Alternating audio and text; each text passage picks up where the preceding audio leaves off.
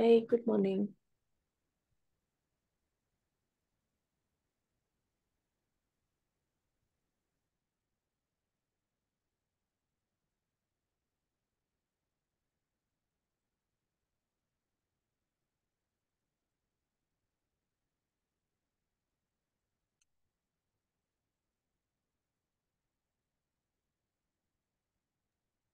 Hi, Nita. Good morning. Hello, Hello. Janita. How are you? Doing good. So, what do you do, Janita? You're an art teacher or you're an Nothing. I'm a artist? house homemaker. I used to teach earlier before Acha, marriage. Mm. at school. No college. Oh, why did you leave? After that, and then I joined Hawkins, and Acha, then I got married, and then we just traveled for a oh, while. Then back, acha, had kids, and now okay. taking care of them. They're very tiny. They're like 7. Okay, okay. Hello, Aditi. Hi, Yeah, you can Acha, hear you me have now. changed your place, position today. I have, yes. Can you hear me? Yes, Yes. yes, clearly. Oh, okay, something happened. Unbeknownst. Okay. I was finishing this artwork we did yesterday in the children's class. Oh, map of India. They asked for it. You would not believe the stuff that those kids asked for. So, this is freehand. Freehand. My So God.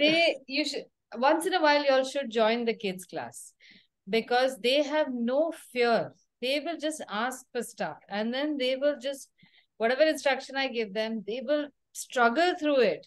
And they have such a lovely attitude about it. And then they will self-criticize. They'll say, oh, but mine is looking like a monkey or something like that. They just come up with such a lovely, joyful criticism of their own work. It's very nice. But the topics we've covered are insane. Like last week, they wanted to draw rabbits. I'll show you some pictures.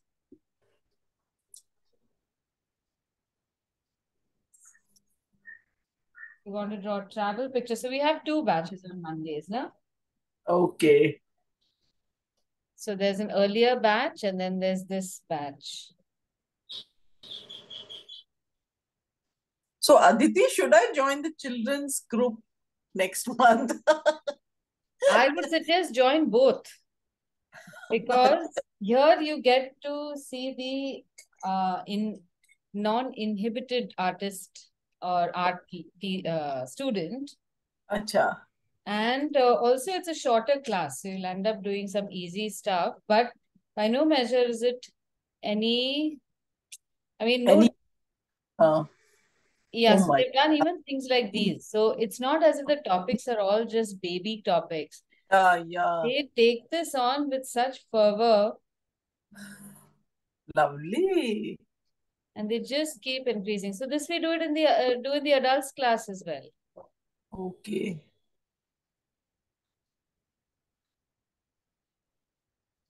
I think Ginger. joining the children's class is a great idea, but it's so amazing. Yeah, they do such amazing stuff. So it's no different I from our class, just marginally seriously, simplified. So yeah. you all should try and attend one off. Yeah. When do the What are the days, ma'am? They're Monday evenings there's 2 batches. One is oh, from Okay. 4:15 to 5:15. okay. And then the other batch is from 7 to 8 in the evening. Same On Monday. Monday only. On Monday. Both batches are the same day. It used to be one batch, and then there was one girl who joins in from Sweden. So it was too Okay. early for her. So Oh wow. she joins the 7 o'clock batch. And there's one girl from Malaysia who can't join the later batch. So she joins the earlier batch because otherwise it's 9 o'clock or whatever at her end. So that's why then there are 2 batches. Okay. But Okay. Okay. the only condition is that you have to join in the conversation like the kids. They are constantly Yeah. yelling and they are commenting and they're making jokes. So you can't just be a spectator. You have to join in the class. Oh, I would love doing that. You should do it. You should do it. And the Uh, I 7 want my o'clock, children to come to in a class, I think. yeah. How old are they now? They're still pretty young, no? So 10 and 8. 10 and Oh, 8 is not that young. They can join. Yeah. But that again, the timings. We come from school by quarter to 4 our Oh, time, my time. So that is India time 5:30. okay. So they can't manage it. Oh, but 7 o'clock Yeah. batch they might be able to manage if it is not too hectic for Yes. you. Yes. Yes. I'll try and get in at least do one. If Yeah. they really enjoy it, then I don't mind them continuing. Yeah. And I expect that at least one of them will enjoy because that's how it My is. younger one is too keen. My younger one, she roams around with a book and a set of sketch pens or colored pens. Yeah. Anywhere I'm going. So my experience is if you have two kids, they'll be, if one of them enjoys it, the other one couldn't care less. And that goes for everything. If one enjoys music, the other one doesn't. Likes it, but doesn't Yeah. want to indulge. My two daughters are also exactly like that. So they will But my enjoy now it. I'm seeing one difference in my elder one. She's enjoying hand lettering. She wants to try Oh, different fonts, and she recently made a card for a friend with all different fonts for happy birthday and the name of the girl, and I wonderful. loved it. Wonderful. So she's keen on the lettering part. She's enjoying Good. that very Very much. nice. Okay, some things there. Yeah. Okay, good. All right. So today I wanted to do this. What have we done past? We did perspective. And before that, we did the Yeah. shampoo house. And before that, we did these colorful houses. So today I want to do this street food kiosks or maybe food carts You list. send some transport, auto rickshaw or something. That looks amazing. Yeah, yeah.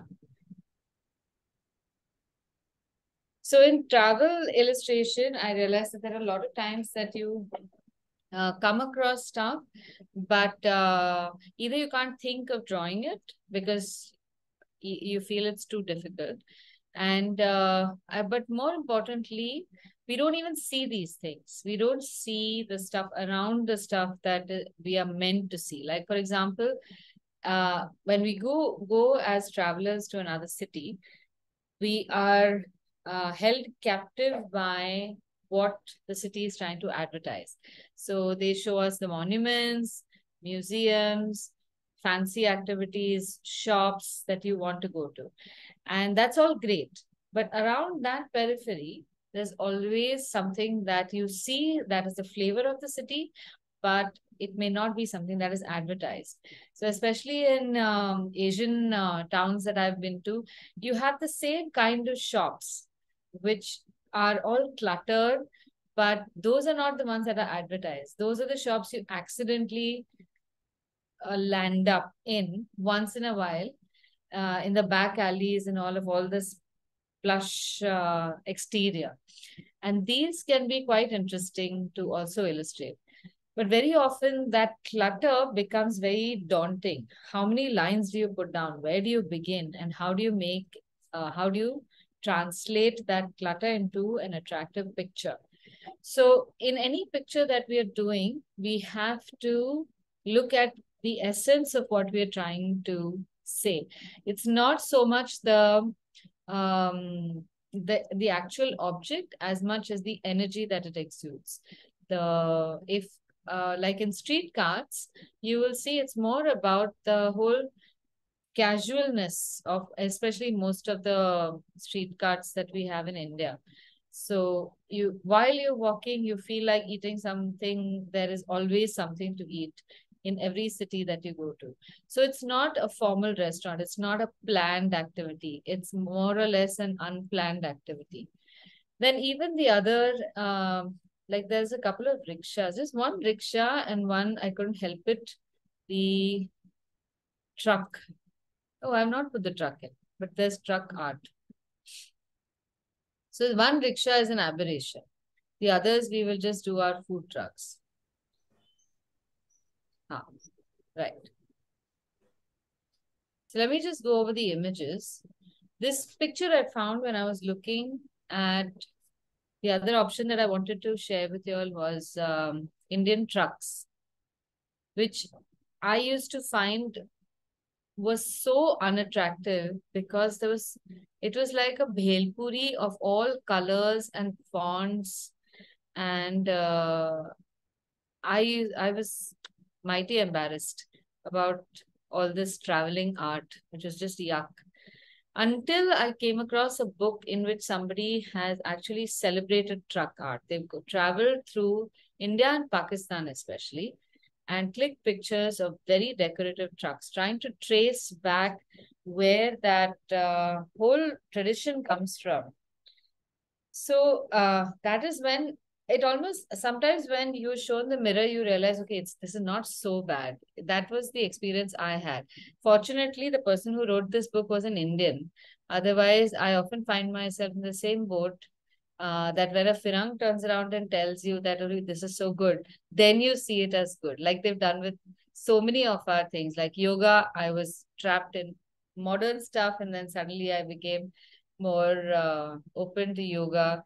And I realized that's really horrible, very shameful of our personality. So this one, You talked about it. I mean, staying out of India, this is one thing which always happens. yeah, Some other nationality will come and tell you about this great Indian thing, and yeah, we've known it all our lives. yeah, I know. It's really shameful. I have to look back at a lot of my preconceived tastes and reflect on them. I had a tough time. So now I look at this from a very different angle. I look at this from an angle of quiche or kitsch. That if we do put in all sorts of colors together and there's no harmony, how do things look? And suddenly, like a veil is lifted off my eyes. I am perfectly fine with this rubbish. It is meant to be rubbish. And actually, if you look at the circumstances in which these carts or these trucks have been painted, it's always just very few colors, few brushes, but the artists are still amazing. All And right. since Yeah. childhood, the trucks always fascinated me somehow. I love even they put parandas, different colors, Yeah. hanging on both the sides. I used to love that, They but are I never thought it from art point of view, with like exactly, isn't chocolate. it? It's so sad that because they're around us so much, we don't see them as artwork. So this was more my taste. And now balance, there's so much of restraint and color, and everything is just like so simple. And then you have something like this, which is like, what are you throwing? And even this. So you have Yeah. cool also, you have any mismatched awning that he could find, the poor chap. Then there's wires running all over. I mean, what kachra stuff, but there's a different kind of opulence to this also. Then you have something like this. Again, what? This is a single color. Everything is so clean and so well placed. This was what I appreciated in the past. Correct. Even this, you can have a rickshaw, but then do it tastefully. So now I've come to a point where I can look at both and find that both have their value. There is something Yeah. of So, beauty in both of them. All right. So we will warm ourselves up with one of these boring pictures like this one. I think this is a nice picture to make.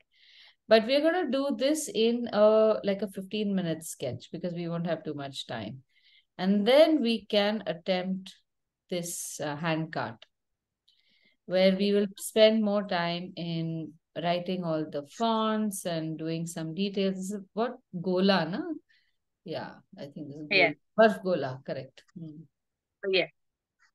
How much we've been scared also of this barf cola. I know as a child, once I had barf cola, and one of the group had got, actually my sister, she got jaundice after that. And then I've never had barf ka cola. I don't even know whether that's where it came from, but it's sad.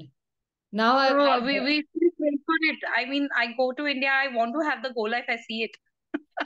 I've had barf ka cola last at a 5-star hotel at some wedding or something like that, which is the only place I could trust where the ice came from. What a shame.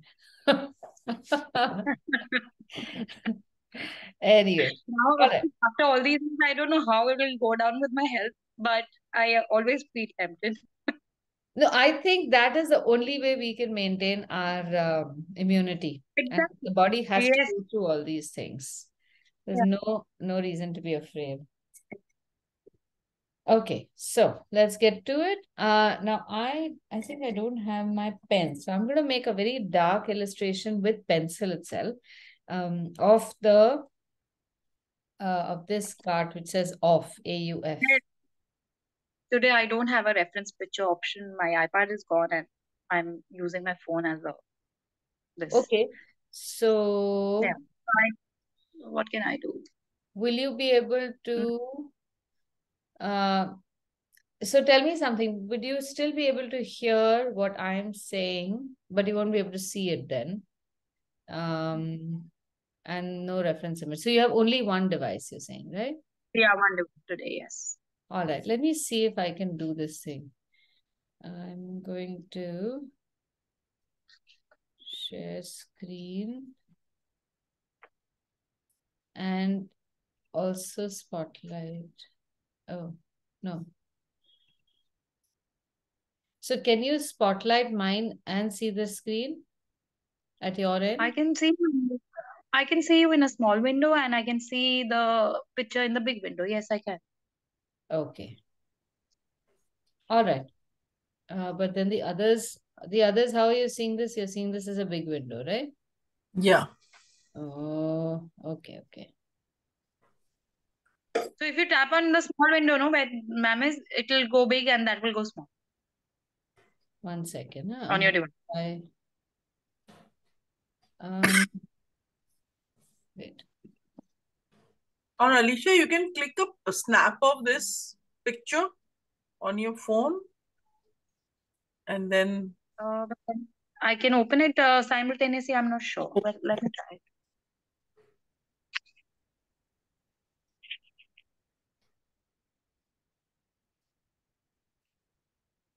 Oh, unfortunately, I don't know how to do this. I'm not able to make. Now you come back.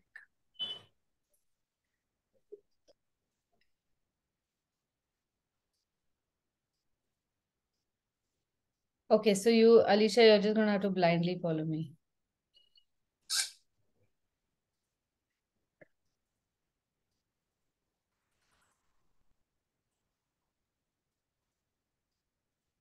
Okay. So the pencil also can be a nice tool for this. So you don't always need a pen. And before I begin, I want you to see how it's going to be done.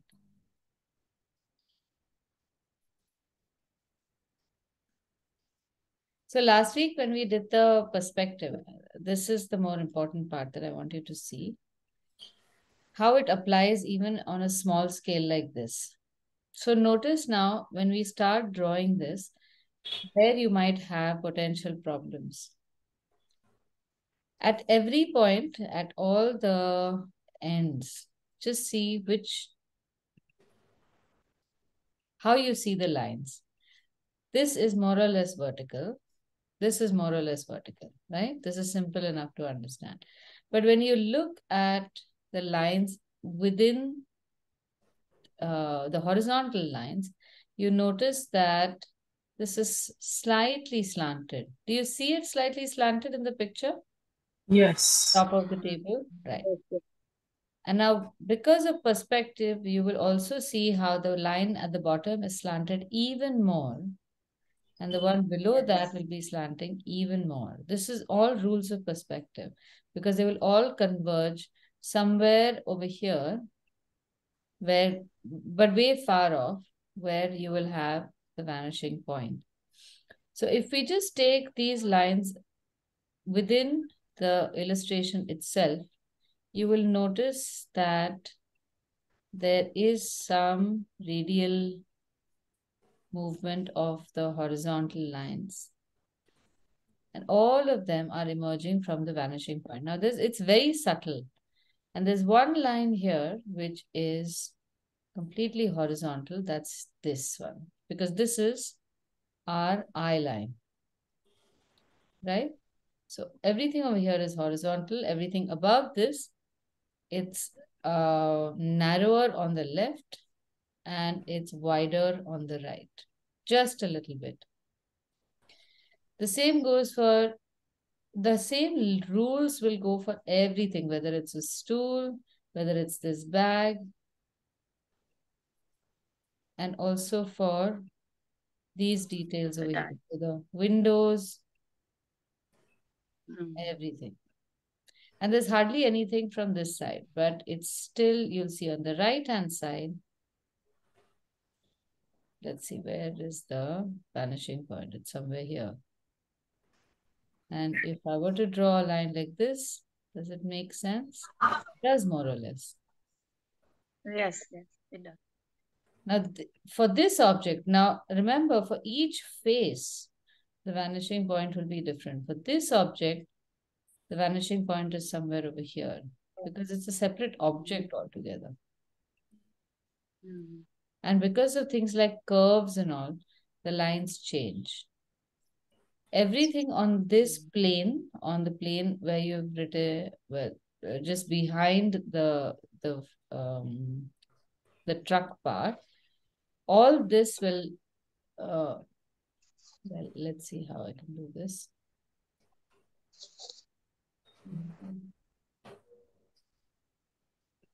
Each face will have its own rules. So this is again vertical. I think it comes somewhere here. No, I do even further. Somewhere higher.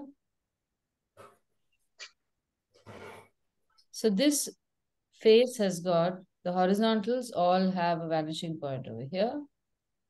And the other side will have vanishing point over there. So these are the horizontal lines are governed by the vanishing point on the left. And the verticals are just going to be straight. Okay, I'm going to make a screenshot of this and share it on the group. So you have this as a reference also. Now, when we are drawing this quick picture in 15 minutes, we can't possibly draw all these lines, but it's good to proportion them. Actually, let's just focus on this one. Now that we're into it.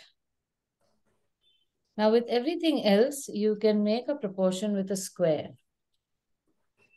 So if I were to make a square,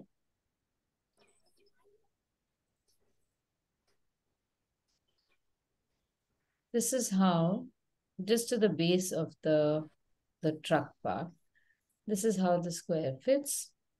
And then I'll make a grid. This is a very objective grid at half vertical, half horizontal. And from each of these, now at a quarter, I'm drawing a line at a quarter and a quarter. So you see how the edges of the truck fit within this grid,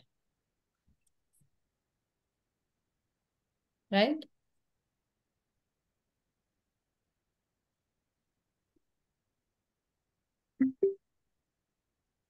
So essentially,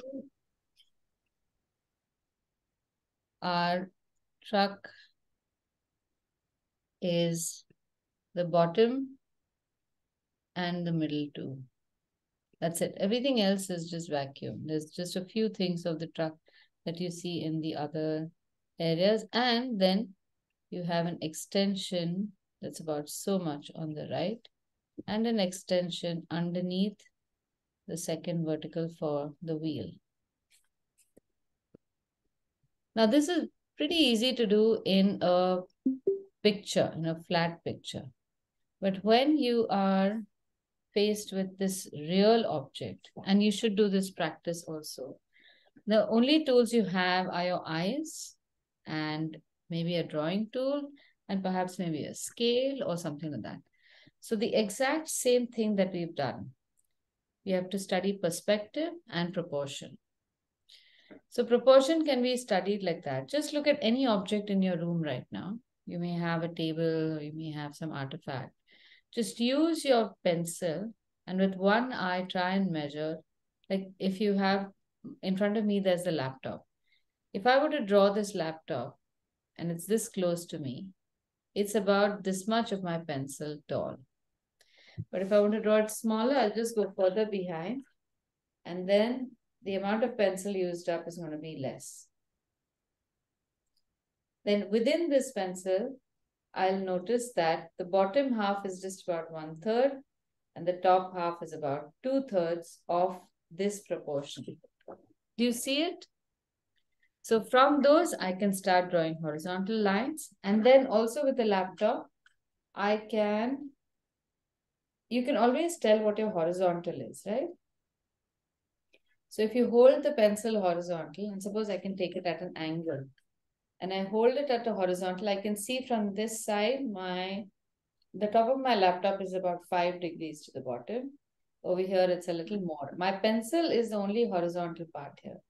And then at the bottom, it's even more. So I hold my pencil at a horizontal and will more or less get an idea of the angles, the perspective lines that I can see with the object. So this is also something that requires practice. Because as far as I can, otherwise the brain can understand everything is just a flat line. Even if I convert it to the side, like even if you look at the furniture around me right now, everything is actually flat lines. So only when you use objectivity and I'm holding my pencil to the door that you see behind me. It's very hard to do this as a maker. You can see that the door is at an angle, right? But when you look at it, you will think, what angle is she talking about? I know it's flat. It can't be at an angle. So what you are trying to do is move away from what the brain is telling you and flatten the image. And that happens when you close one eye, everything just flattens and you are able to measure it better. All right. So I'm going to share those two images, the screenshots with you. So you can use that as reference also.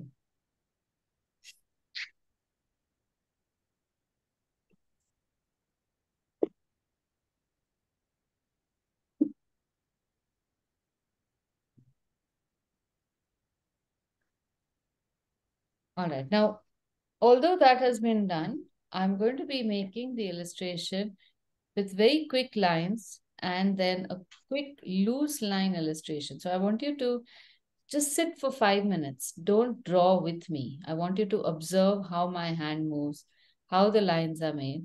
And only after that you can draw. I'll give you 15-20 minutes of the whole class if required. Okay.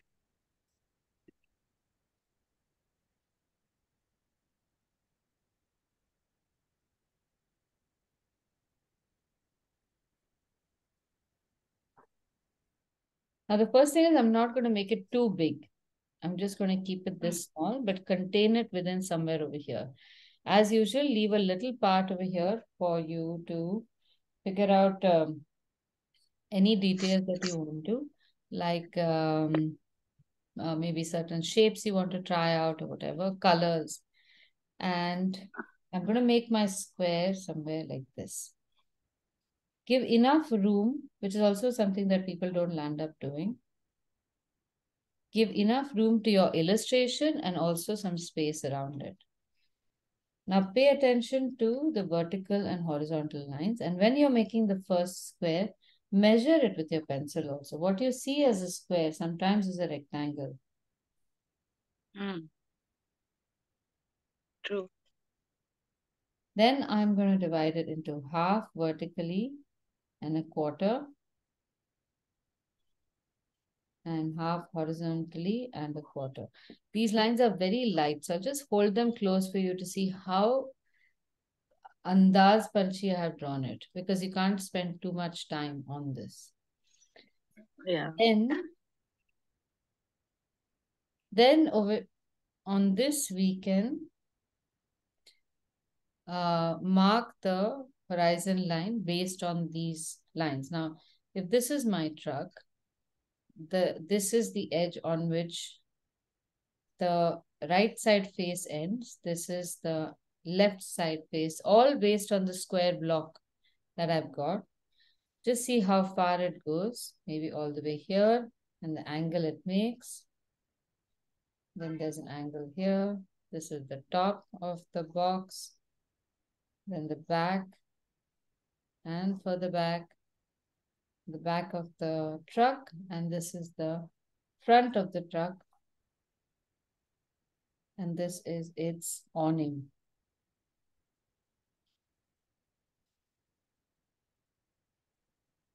Then we come to the side.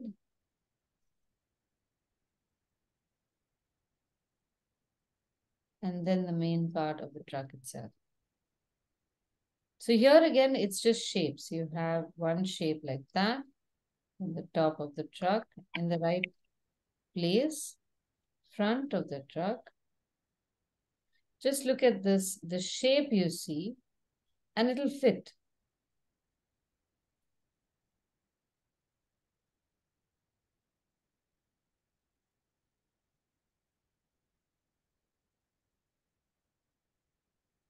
With respect to where this shape ends, how far do we take the wheel in the back? So then you've got, this is our box. This comes almost all the way down to the four box, to the end of the squares. This comes to here. Oh, and this extends even further actually. And then the other wheel is in this part. So trust what you see with the grid. Now, once this is done, I can go back to the original image. And now I can draw it better. So here, just draw your, sorry, it's not all the way here. This is the display. This is the pillar that goes up.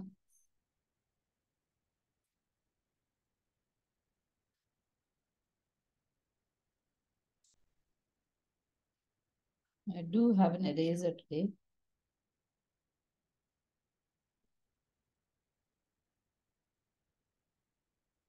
But I want you to see how the lines are not accurate deliberately.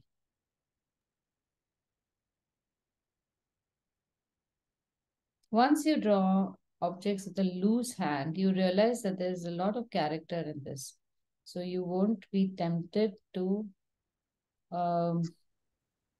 wait till you can only make a refined illustration.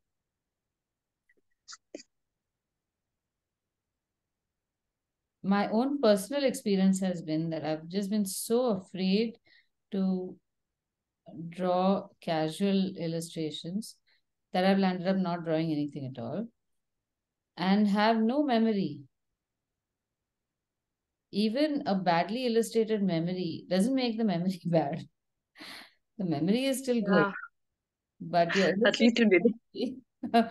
maybe not as good as you think it would be, but it's still better than anybody else's because nobody else is making the illustration. You know what I mean? It's all, Yes. it's all a matter of perception. True.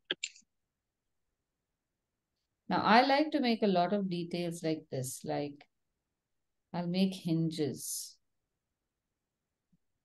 and handles. And when I make windows, I will make the rubber around it also.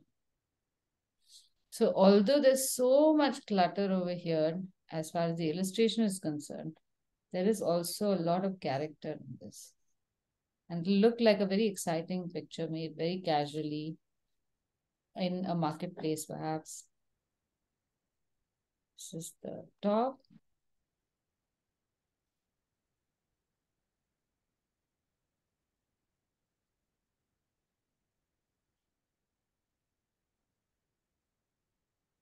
And then you can do the details inside. So you can do the lamps. Once you have this in place, then it becomes a lot easier to visualize everything else. This will be the back. Oh, not here. Sorry.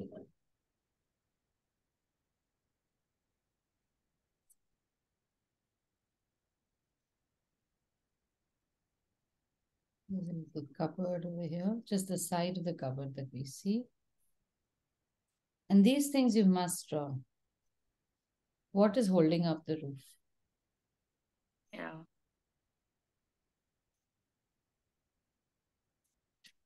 Okay. Do you all want to start now? Yes. So, though this is a quick illustration, don't confuse it with a fast illustration. So let me explain the difference to you. You don't have to draw the lines fast. Eventually, they will come fast. But what you have to do is try and crunch down the number of lines you draw. Think about where you have to draw the line, and where you would have otherwise drawn 4 or 5 detailed lines, you will draw just one. Then also the line quality matters. So please don't draw lines like that. Those are very hesitant lines. Even if your line is, instead of straight, it's slightly crooked, make it a confident crooked line. It will look nice. Make another one if you feel you want to make it straight. The biggest issue I've found is these underconfident hairy lines or grassy lines. If you want, when we have to draw grass, we will draw lines like that. Okay? All right, I'm going to keep this picture on so you see the shapes.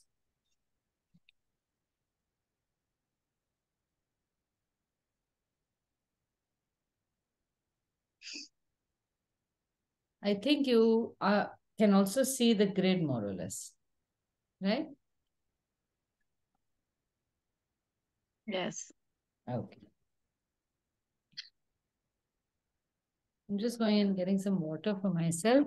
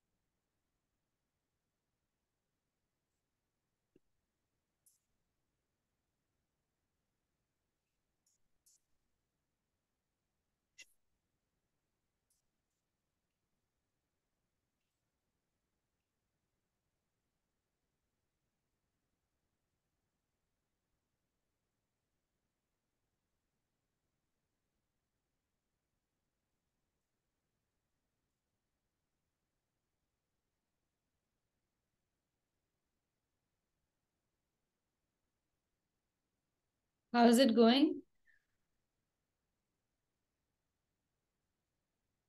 Okay. Okay, Richa, how are you doing? If you have problems, please tell me. Okay, let me check it. Okay. 1, 2, 3, 4, 5. So somehow you have got 5 rows. 1, 2, 3, 4, 5. It has to be. Those are columns. The rows are 5. Yes, yes. All right. So with 5 rows, okay, there's a little proportion issue that's going to happen. Okay. Should I decrease it to 4 then? That's better. Let me just show you this, and then let's see where you can take it. Give me 1 second. Right.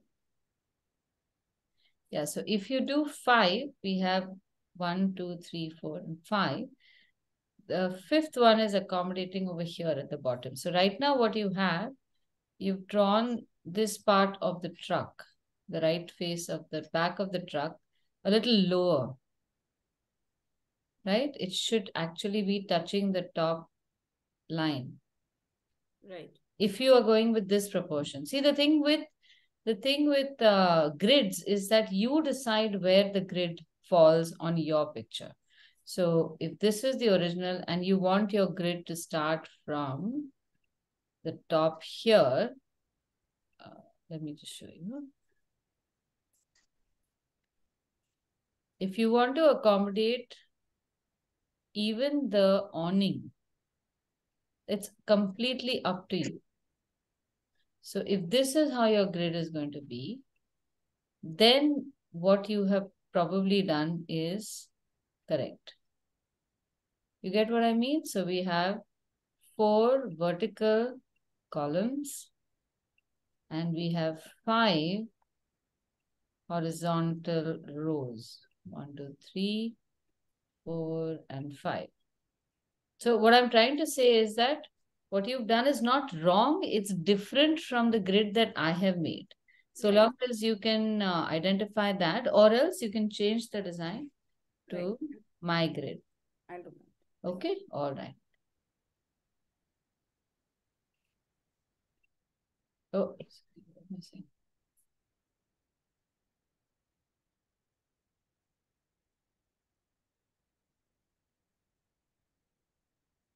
This is something they should actually teach us in school, no? It's a very mathematical, actually.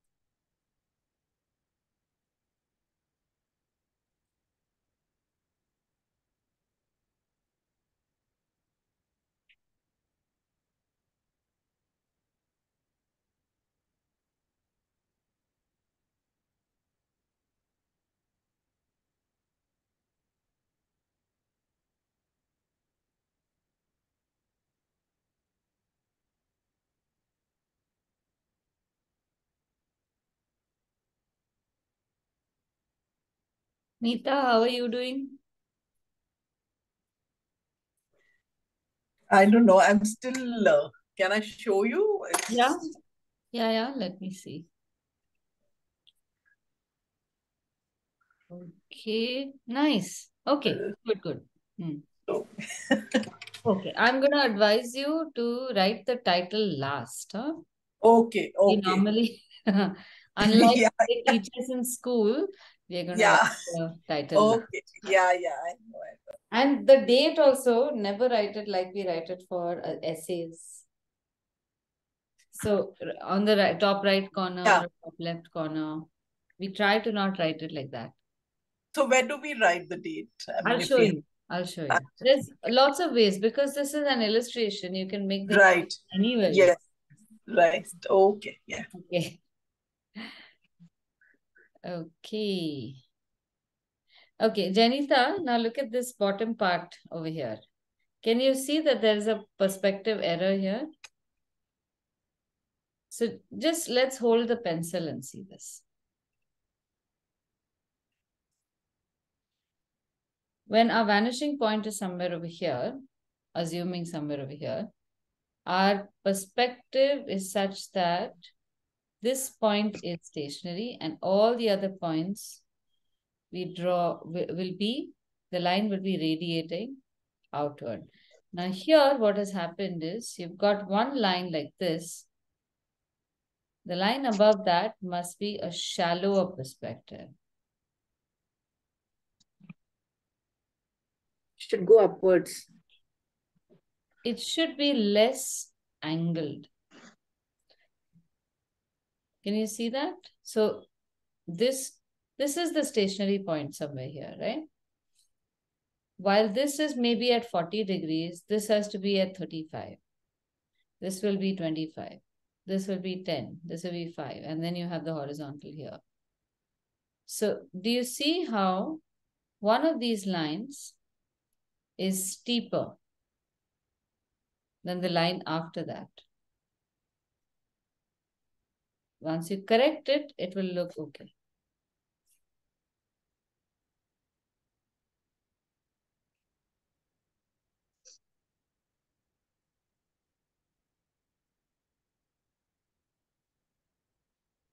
Okay, shall I proceed with the rest?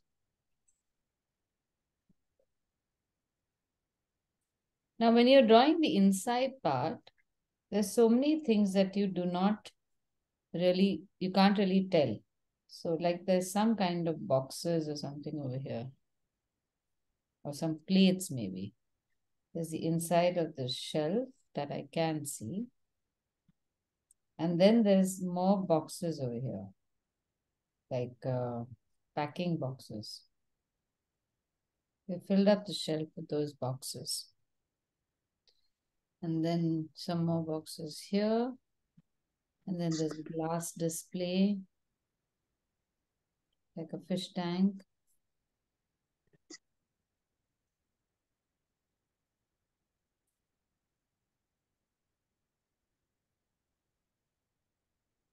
And then all sorts of stuff. So like they've got these baskets in which they have probably got some foods, some kind of stand. And then they've got labels, which you can tell.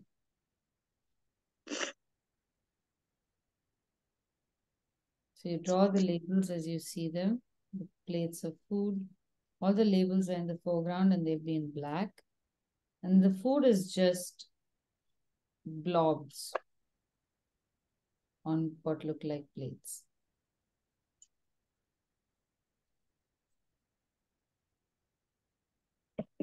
All these boxes will have an inside edge. So they will, because they are transparent, the inside edge is here. And they have glass shelves, which will again follow the same perspective rules. You can draw, in this case, you should try drawing foods from the right to the left, because if there's any overlaps, then they are accommodated for. And just draw the silhouette of that shape. A cake here, a cake there. And then behind them would be a continuous line coming down here.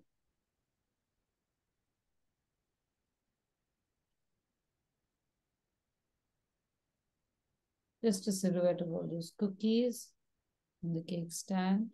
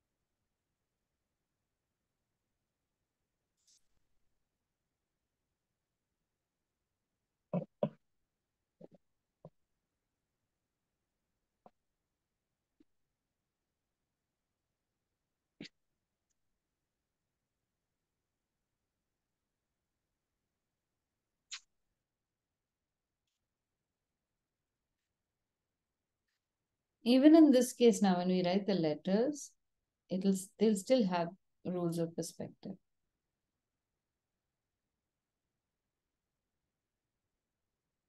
So the baselines will be slightly shifted. They will all be in line with whatever the perspective line is.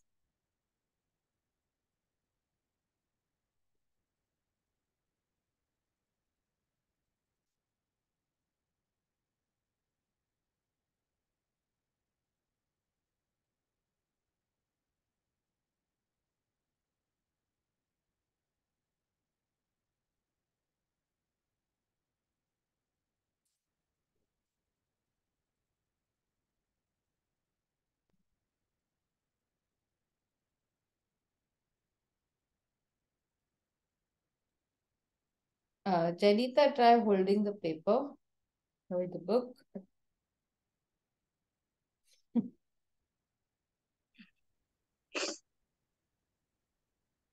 We both have the same habit. Everyone has the same.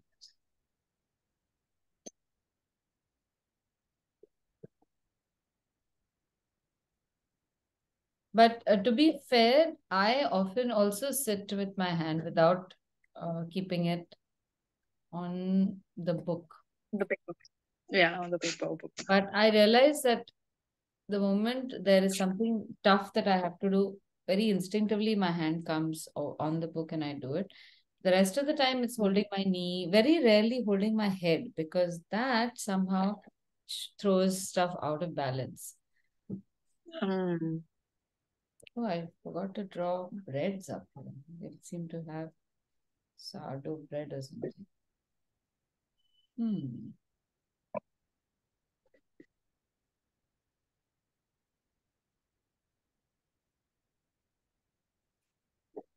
All right, shall we start painting? I'm still drawing those cupcakes and stuff. You're still drawing? All right, let's take 5 minutes then and start painting by 12.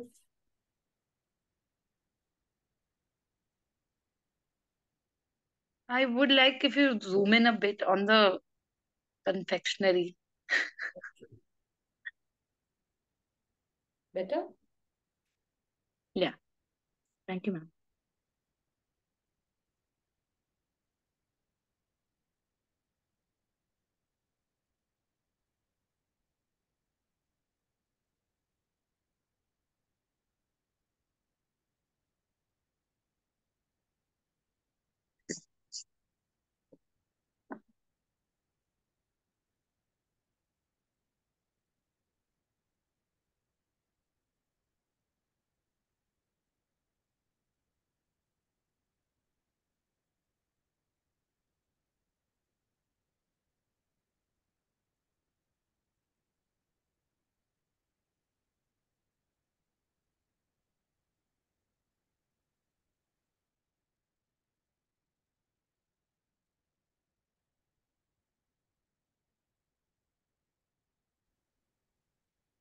Here I'm going to draw the inside also. Here. Seat or something like that. And oh, it's got this side view mirror.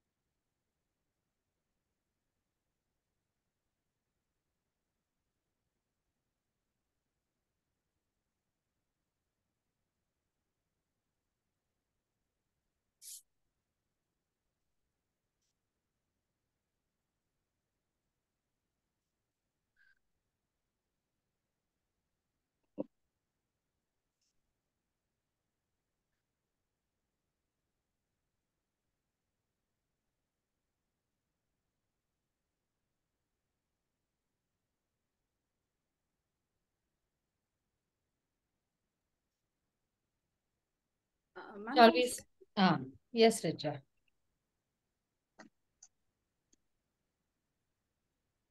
Okay, very nice. Your lines are still a little hesitant. So just tell me, are you making lines like this? Oh, page. So the earlier line that I said you should avoid making, which is very normal for us to make, so don't get me wrong. That's this line. So that's one way that you should not make a line. The other way is very fast. So then that also becomes too straight. It's fine. It's better than this. But what you should try to do is make a very confident line that goes in one direction. And you can make this over and over again. Can you see the difference in the two? Right. Right. And there's another one you should try avoid making is it's just a bigger version of this one. So either you make small lines or you just do this like Bhagwan Bharose, let the line go. Acha, it's reached here. Okay. Then you do something like that. So don't do this. Even if you have a wobbly line like that, for example, because you can't control and it goes a little off, this is still better. You can do multiple things over here. Then, so if I try to draw with my wrong hand, this is still preferred as a confident line than when you do this. Right. Now, this is something that I insist on, and there are a lot of artists I have seen who will make and who are also doing tutorials, which I find hilarious, who have a line like that, which is not an art line or whatever. See, it's just too ugly. Right.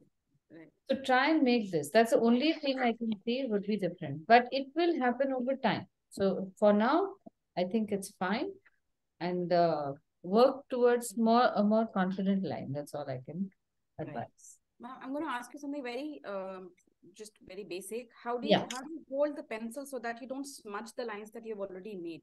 Do you want me to hold it like further away, like this? Ideally, yes, you hold it pretty far away so you can make the line. Our normal hold of any writing tool is like this. Right. But with this, we can make a line that's maybe about a centimeter long or wide. Whenever we're doing art, you need to hold it as far as the line you need to make. So this becomes like almost a pivot point. Sure. Or like a fulcrum from where you will draw a line like that with your fingers. Right. If I have an even longer line to make, I will hold my pencil even further. Then, if you want to avoid smudging, actually, you should just keep a rough paper handy on which you can keep your hand. Got it. Yeah? Okay. All right. Now, to begin with, as usual, we are going to start with the grays.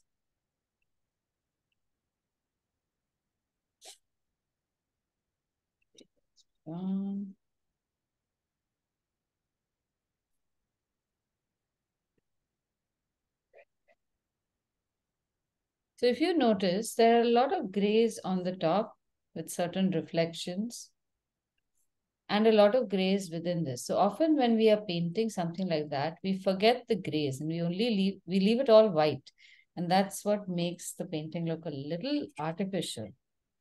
So we are going to create that generic gray that we do at every shadow, at the opportunity of making a shadow, which is black, ultramarine blue, and burnt umber. A very small amount of that gray is needed.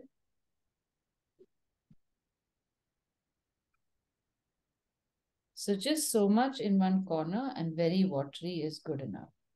So it should look neither blue, not black, nor brown. And then just take a little bit of this, just with the tip of a medium-sized brush. And again, I want you to see what I do. There you can see that there are cues, like the end of this card here. That line goes up. There's a reflection over here, right? And then you have the reflection of the lamp also here. So you can choose to draw that, or you can ignore it. And also you have this at an angle, because the awning is at an angle. So these are the things that you can choose to paint. So you paint like this, but always pressing the brush so that you don't paint the whole thing one color, and then take some water and spread that color around. So it has to be a little patchy. Then there is the same color over here. That's the top of the booth. And then you have a gray from the inside. So it's a very light, very watery gray deposit. And it comes from even next to the breads. Now I wipe the brush, and with a damp brush, I just spread it by pressing the brush down. Sometimes you'll need some water to spread that evenly. So can you see how a nice smooth shadow is appearing? Are you getting it? Then the inside or underside of the shell. Are you able to see these first? That's the first question. Are you able to see these in the picture? Yes. Okay, good. If you're not able to see these right now, it's not a flaw. No? It's just something that we often disregard, because we don't see shadows in white as a gray. We just see them as a white object which has a shadow.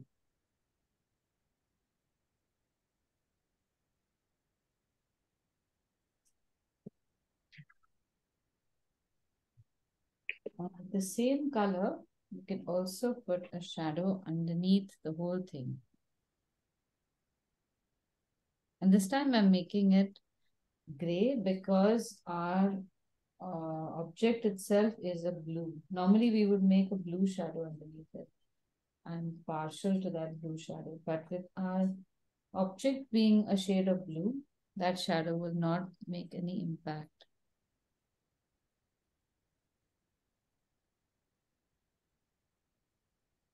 So the trick is to keep your brush flat and spread it this flat. Otherwise you tend to get edges, unwanted sharp edges.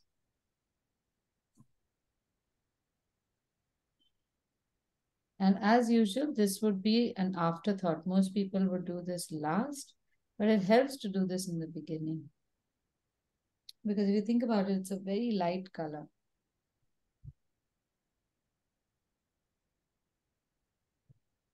And this can be overshadowed by other colors.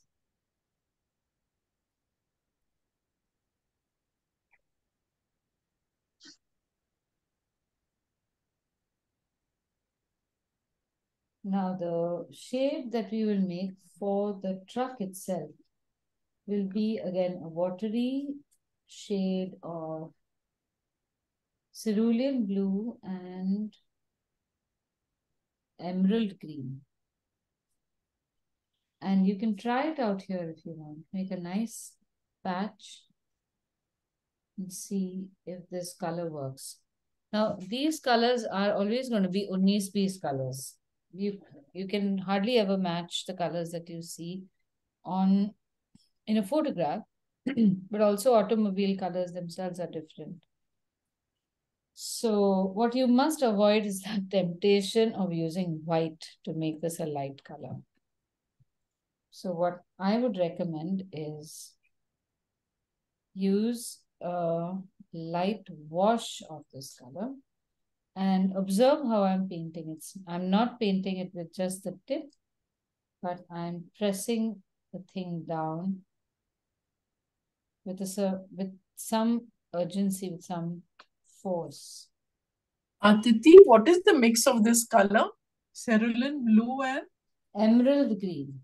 emerald. Okay. That's the green on the opposite side of citrine. We rarely ever use it.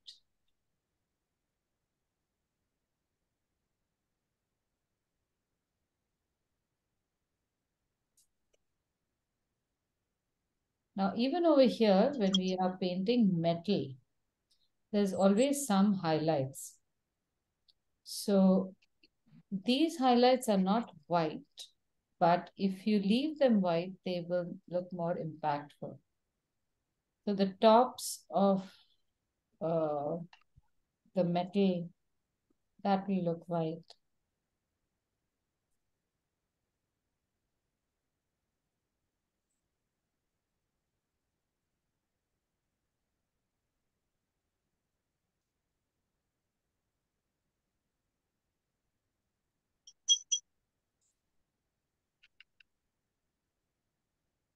And then as you come lower, just because all this is bending down inside, I'm going to add a stronger color towards the bottom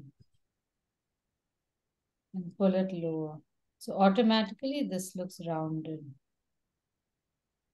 I'll leave a little bit of highlight over here by the light and pull this down. So automatically over here it'll look a little dark. Same thing over here. There's a very proper highlight. Flat paint over there. And then dark over here. We can come back to this and make it even darker still as we proceed.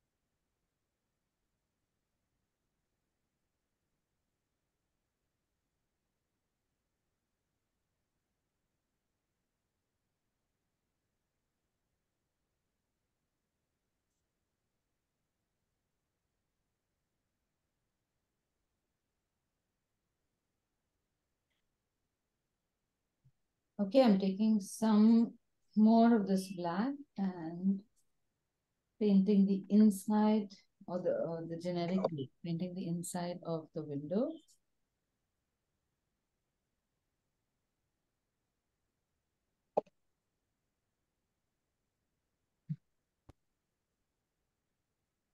And even this, keep the bottom half slightly less dark.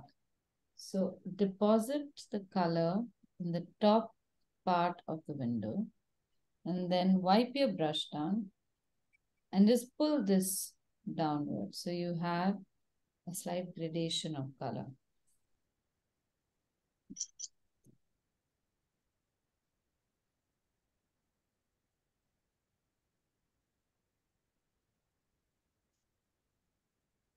There's some green on the wheel also. Got it, got it.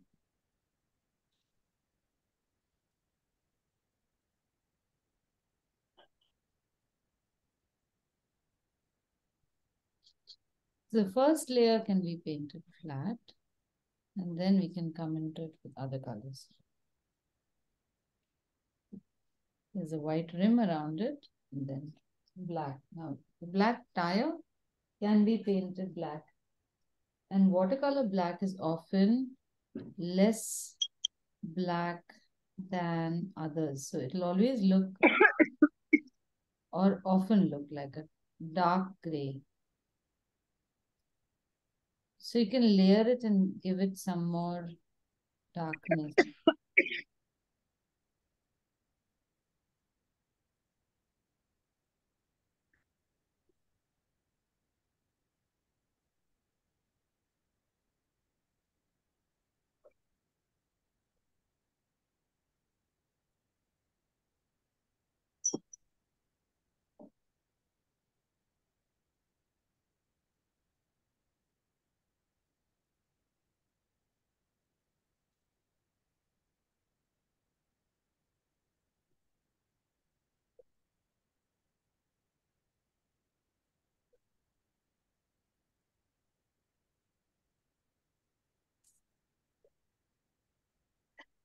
Now you can do a second layer of dark grays inside these cabinets in a few places. So every time you're adding shadow, remember to paint something less, paint something else. And the lower the shelves, the deeper the shadow would be.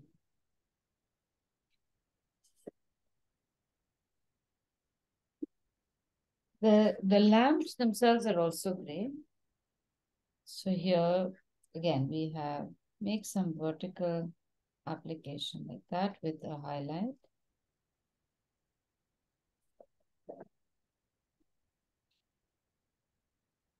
And then it's just a matter of color matching for the foods. So burnt umber and burnt sienna for some of the breads on top.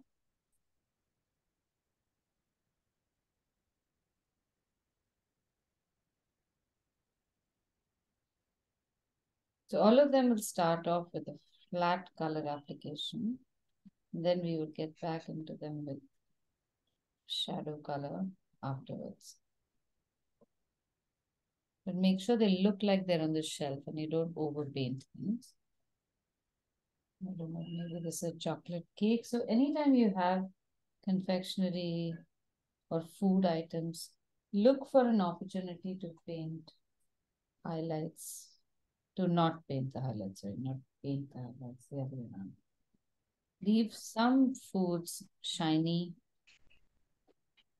some foods with multiple shades, like over here you have, the front is yellow ochre, side is slightly deeper, you see dimension over here.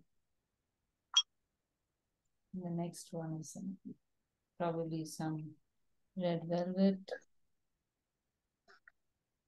So I try to keep all these details intact if I can. The bottom of that red velvet is a deeper brown color.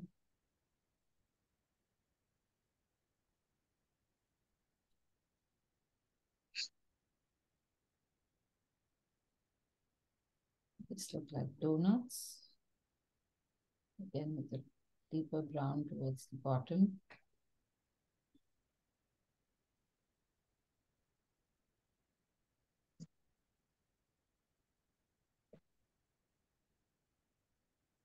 So there's multiple shades and highlights will make the food look delightful. So it has happened in the past that even if other things in the food cart don't work, as long as the food works, the picture looks very happy. So it should look like it is on the plate that you have kept for it, not falling off. Plate should be at the right perspective, should have the right shadows and highlights. Towards the bottom of the food, always put a dark line. In this case, it'll be, while it's wet, it would be that burnt umber and burnt sienna color that I've just made. And if you don't know what to do, just look at the colors that you see in the reference image. All the information is actually right there. It's color and shade matching alone.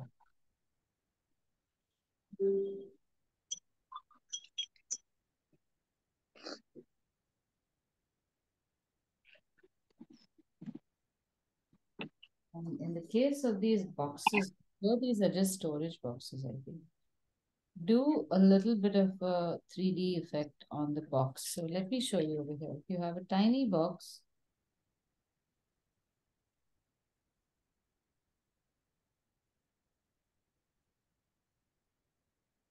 I have grown this in size. This is the stack of boxes I can see in the lowest. We are not really required to do any detailing of this. But if you can, try doing something like that, where you put a little bit of shadow along the edge. And then there is some line that you see on top. This is probably their brand or something like that. So because of the gray shadow, it looks more believable. If it is just flat, it won't look believable. It will just look like, what is it that is drawn there? Why? So once that line is drawn, I have to just draw, and I've just drawn stacks of 2 because I did not have space. But even in that tiny space, that branding would still work.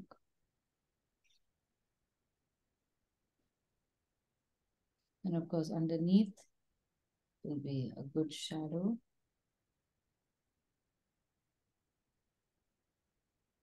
And layer the other stuff with more colors and dots.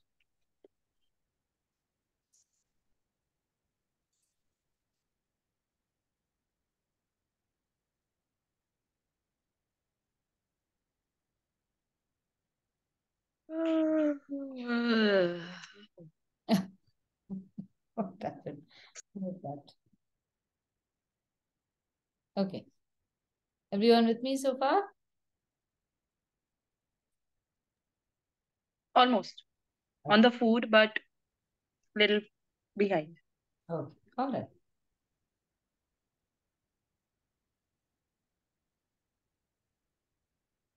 This is making me hungry now.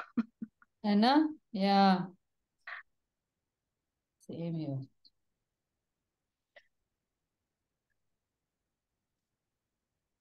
Here there are some foods that look like they have a creamish color. Now, all of these things, often I just use whatever color I have in my palette. So here there are some warm shades. I'll just take those and I'll paint. And it'll generally always be 19 so it's okay. Ma'am, your food is looking so tempting. My food is just haywire. Why? I don't know. Maybe the shadow is didn't, missing. no, I didn't take the time to draw it in detail, I guess. Okay.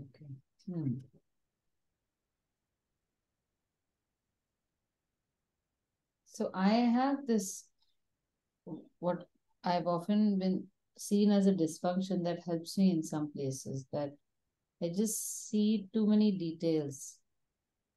And very often they take away a lot of the time. But I quite Yeah. enjoy how those details look in the end. I'm taking this slightly It's dark. amazing. I mean, it's worth the effort. Yeah, no? End of That's the what day. I think. Yeah. So today I have put all mehndi on my hair, so I'm like totally blank today, not showing you my face. Oh, Yeah. But I'm going to show you what I have done so far. okay. All right. If Now, you can see, wait. Let me pin. Okay, yeah. So the shadows behind, I think, Alicia, you can add some more shadows. They're very light. Yeah, I've done light. Yeah, I've done light. Okay, make a I'm still second working. layer, maybe even a third layer to show Okay. shadows. In the same lightness, but don't make that any darker. Yes. I'll just add on the layer. All right, okay. Nice, good. Yeah, I'm happy drawing this. Very good. Okay, now here's another thing I'm going to do for the truck. And this requires a little bit of brush manipulation, which I've often told you to practice. And we will do more of that, where you press the brush down in such a way that you get a deeper color Ah. in a particular shape. And you can't do too much musty with it. You can't keep painting over and over. So here's what I'll do. I'm going to press my brush down so that I get this shape in some places. I'll get a shape over here now by pressing the brush down like this. And also I'm going to create shadows. This everyone can do. There is a shadow here and there's a marked shadow over here underneath, which is very necessary.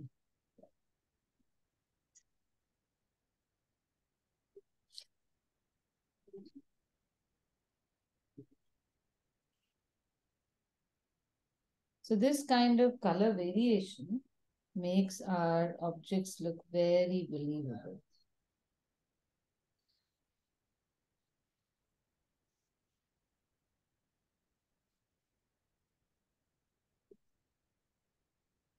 Something similar now. I'm going to add this additional color to what I see in the back of the inside also.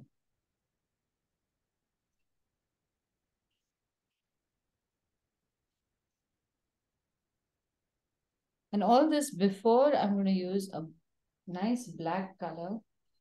And that's just a pure black for some of the edging work. So that means there's this edge on the awning. And it has to look like a brush stroke. Don't make it too refined also. There is this edge behind.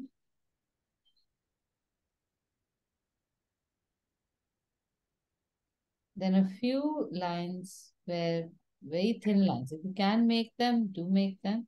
Otherwise, forget about it. Then you have the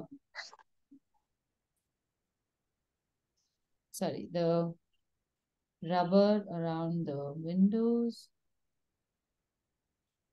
the handle, hinges. These are very important. This is almost like kajal. It makes a difference to put these dark colors. Sometimes it's black, sometimes it can be another dark color. That gives more definition. So there will be things like the edges of doors, these dark shadows here. Not the entire body. So don't make an outline on the entire thing, but do have these few things. Even over here on the inside, you can see.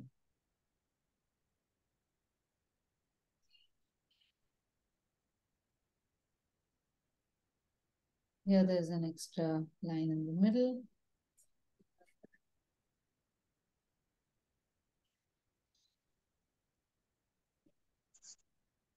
And of course the screw heads.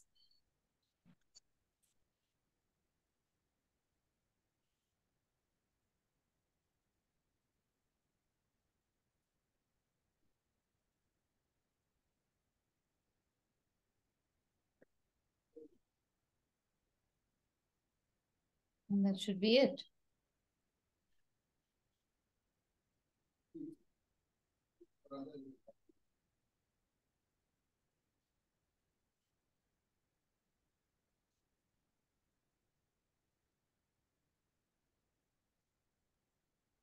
The name?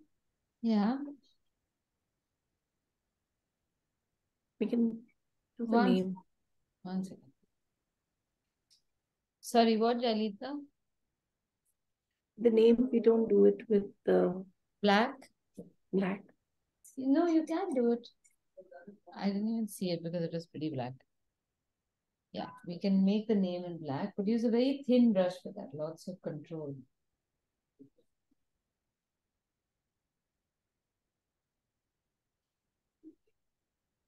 And again, for this, I would advise you to make it in paint and not be tempted to do it in pen, because this will change the color. Watercolor inks look different, so black in watercolor will look different. Oh, they're all base aligned. Yeah.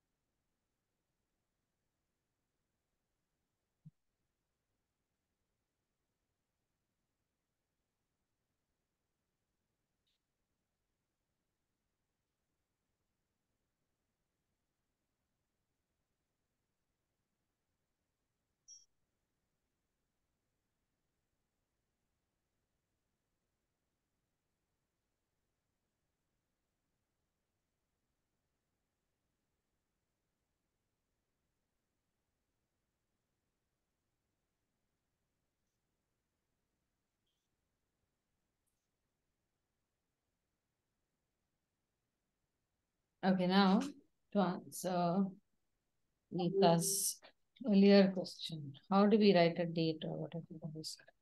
So, because this is all artistic and we are all doing a composition now, since you've written that street food art or whatever over here, we have the whole page is now already, you've set it up on a track, right? But if the illustration is important, you make the illustration first, and then you can make all sorts of lettering. You can write street food here, you can write the date here. So this frame is your composition. You could also write something like this. Street food often has got very creative uh, signs, right? So how about this? This becomes the top alignment, and we come sideways. And you could just write street food like that.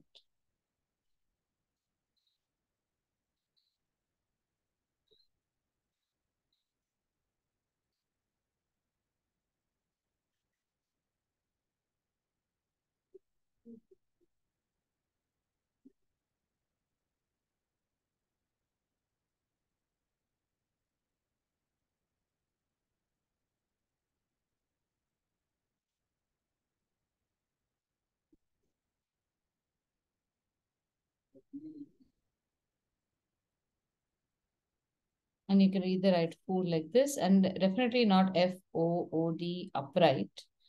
Or you could write food underneath this. Change the thickness of the letters so that they look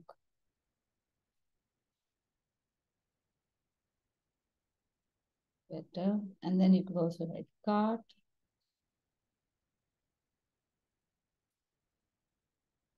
Again, change the width of the letters.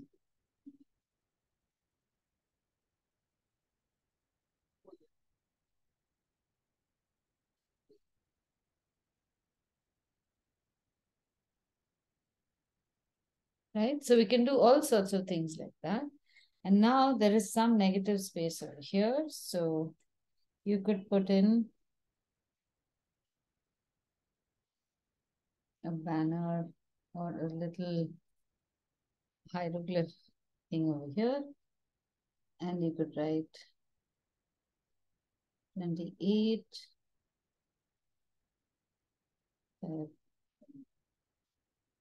Because we have space in writing the whole thing. February 2023. Put some 3D on that so it looks like it's an artifact. Right? And this just becomes a way for you to practice lettering also. So that later on, when you feel you want to do lettering for other projects, you are not left with no practice. You will always have some ideas. So I'm going to share an image of this, and all of you could probably write something like that around your page. Keep the composition tight. If you want, if you don't have space over here, you can make it over here. Just see where you can make a shape like that and work it out. Okay?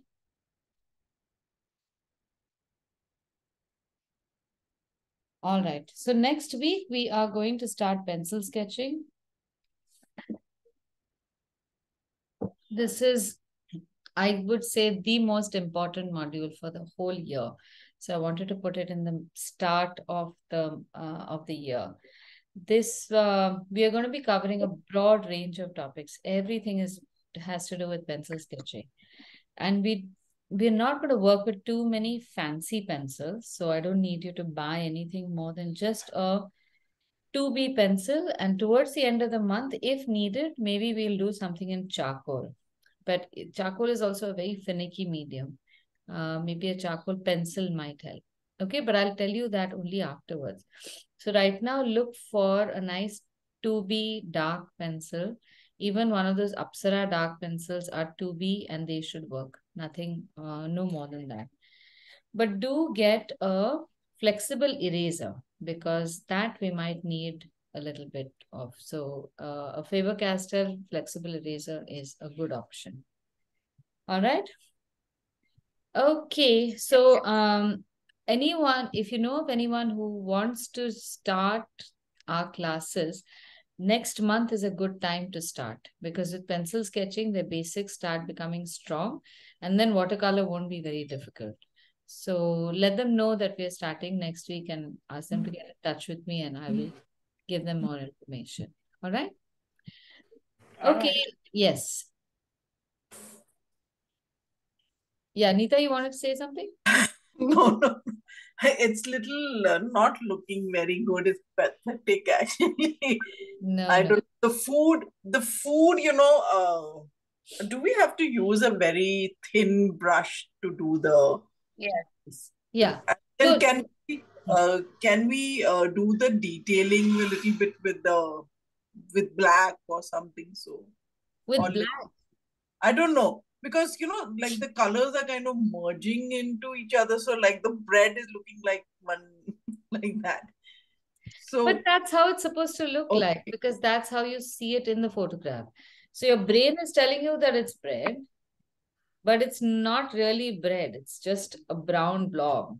yeah. And in some places, that blob has got a darker shadow towards the bottom. And very often, that shadow will not be black. It will be a darker shade of the same color. Same color. Yeah. Yeah. So you can use burnt umber or something for those shades. Okay.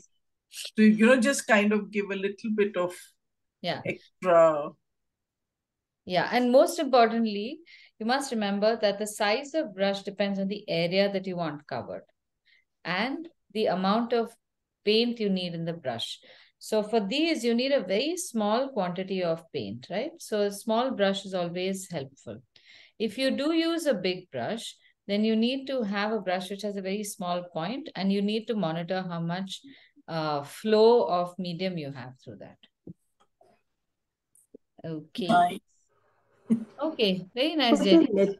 for the lettering, what color contrast or how should we take the colors? Is there some to color the lettering? Yes.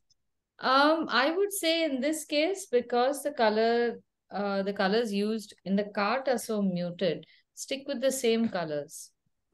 Don't change them. So we have gray, black, and that lovely emerald green turquoise color that we have made. I don't think you should steer too far from that. Maybe, no, actually, you might be able to do something with red. I was Because, just going to say that yeah, light because red would look good.